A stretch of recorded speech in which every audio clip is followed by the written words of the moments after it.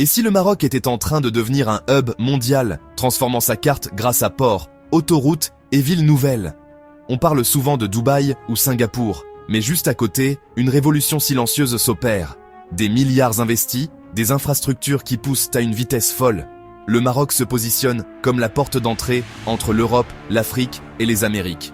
Ce n'est pas qu'une question de béton, c'est une vision stratégique qui pourrait bouleverser les équilibres économiques régionaux. Dans cette vidéo, on va plonger au cœur des méga-projets qui façonnent le Maroc de demain. Ports géants, LGV, autoroutes, villes nouvelles.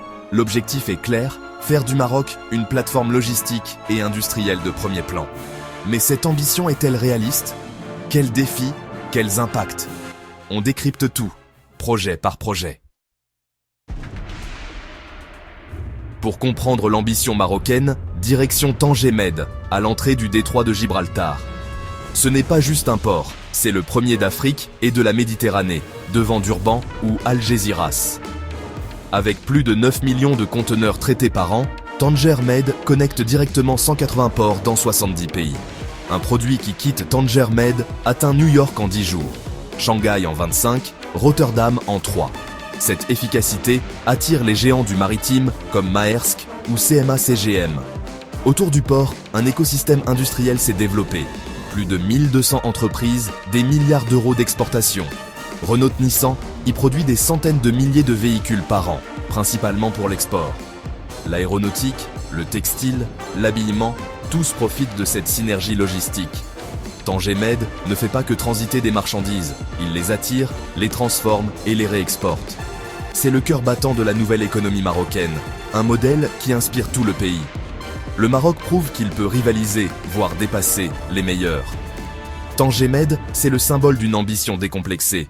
Et ce n'est que le début. Le Maroc ne mise pas tout sur Tanger Med. 2 autres ports majeurs émergent, Nador West Med et Dakhla Atlantique. Nador West Med, sur la Méditerranée orientale, vise à devenir un hub énergétique et industriel, avec stockage et redistribution d'hydrocarbures pour la région et l'Europe. Il désengorge Tanger Med et développe l'est du pays, créant un nouveau corridor économique. Dakhla Atlantique, au sud, cible l'Afrique de l'Ouest et le Sahel, spécialisé dans la pêche, l'agriculture saharienne et les ressources minières. Un corridor logistique reliera Dakhla au nord du Maroc et aux pays du Sahel. Ces ports ne sont pas que des projets économiques, ils ont une dimension géopolitique forte. Ils ancrent le Maroc comme pivot entre l'Europe et l'Afrique subsaharienne. Avec ces nouveaux ports, le Maroc couvre tous ses fronts maritimes. Il diversifie ses flux et renforce son leadership continental. C'est une stratégie de maillage territorial ambitieuse.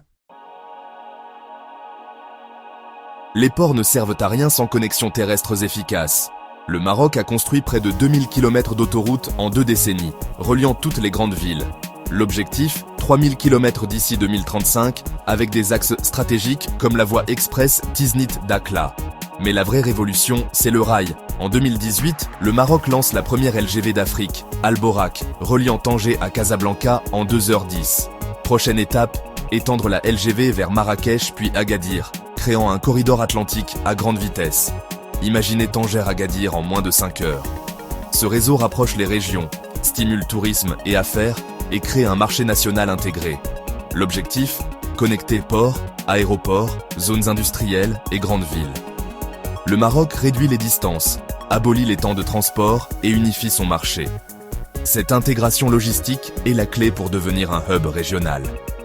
Le pays ne construit pas que des routes, il construit son avenir. C'est la deuxième phase de la transformation marocaine. La transformation marocaine, c'est aussi la création de villes nouvelles. Face à l'urbanisation, l'État lance des pôles urbains pensés pour le XXIe siècle. Zenata Eco-City, entre Casablanca et Rabat, est la première ville d'Afrique labellisée Éco-Cité, intégrant logement, bureaux, commerce et gestion environnementale innovante.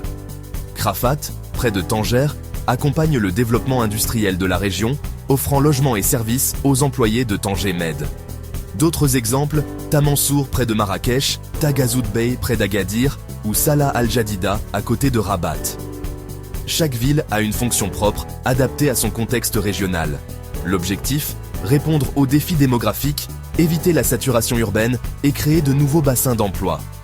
Ces villes sont des leviers de développement et d'innovation pour un Maroc équilibré. Ports, autoroutes, villes nouvelles, tout s'imbrique dans une vision de corridors économiques intégrés. Le corridor Kenitra El Jadida, cœur industriel du Maroc, concentre automobiles, aéronautique, agroalimentaire et chimie, connectés au port et à la LGV. L'axe Tanger-Tétouan-Al-Hoceima, historiquement touristique, se modernise grâce à Tanger Med et la rocade méditerranéenne. Au sud, le corridor Agadir-Dakhla s'appuie sur agriculture, pêche, énergies renouvelables et phosphates, avec Dakhla Atlantique comme débouché vers l'Afrique de l'Ouest. Un projet spectaculaire reste en suspens, un pont ou tunnel sur le détroit de Gibraltar qui relierait physiquement l'Afrique à l'Europe. Même hypothétique, il montre l'ampleur de la vision marocaine. Le Maroc pense désormais en axe et en flux, pas seulement en ville. Cette stratégie systémique vise à créer des chaînes de valeur compétitives.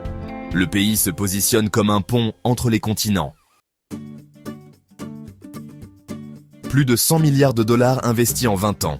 Un pari colossal pour le Maroc. Ces infrastructures créent des centaines de milliers d'emplois, surtout dans l'industrie automobile et aéronautique. Les zones franches autour de Tanger Med ont généré plus de 100 000 emplois directs. Le Maroc attire désormais les IDE et change son image auprès des investisseurs mondiaux. Premier producteur de voitures en Afrique, acteur majeur de la sous-traitance aéronautique, le pays monte en gamme.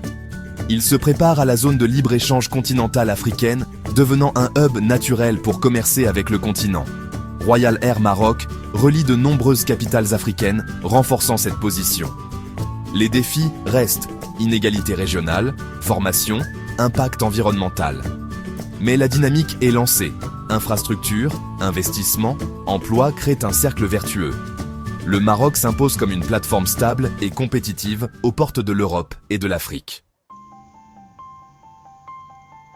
Où va le Maroc? Horizon 2035, devenir un hub global, carrefour logistique, industriel et commercial entre Afrique, Europe, Amérique et Moyen-Orient. 3 piliers, maritime, industriel, développement régional équilibré, port de classe mondiale pour capter le commerce international, base industrielle solide, intégrée aux chaînes de valeur mondiales, avec montée en gamme vers la tech, l'énergie et la pharma, corridor vers l'Est et le Sud pour répartir la richesse sur tout le territoire. Chaque projet est un pion sur l'échiquier mondial. Si le Maroc réussit, il deviendra un modèle pour les pays émergents. La vision est claire, l'investissement massif, la volonté politique inébranlable. Le Maroc est un immense chantier, en pleine transformation. Ports leader, réseau de transport moderne, stratégie industrielle ambitieuse, le pays se donne les moyens de ses ambitions. Les défis sont là, mais la trajectoire est lancée. Dis-nous en commentaire quel projet tu veux voir en détail, abonne-toi pour suivre l'évolution des méga-projets marocains.